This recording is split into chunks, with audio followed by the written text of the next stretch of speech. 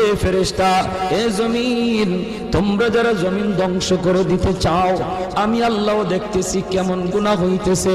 যেই মানুষ আমি আল্লাহ এত আদর করে বানাইলাম, আসমান আল্লাহ বানাইছেন কুন ফায়াকুন বইলা, ফেরেশতা আল্লাহ বানাইছেন কুন ফায়াকুন বইলা, জমিন আল্লাহ বানাইছেন কুন ফায়াকুন বইলা, কিন্তু আমারে আপনারে আল্লাহ পাক কুন ফায়াকুন বইলা বানায় নাই।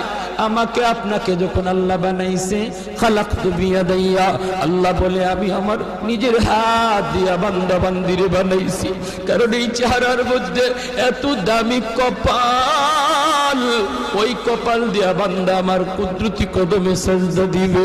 এই কপালটার এত দাম, এই কপাল কুন ফায়াকুন বললে হয় না, এই কপাল ফেরেশতাদের হাতে বানাইলেও হয় না, আমি আল্লাহ নিজের হাতে বানাইছি।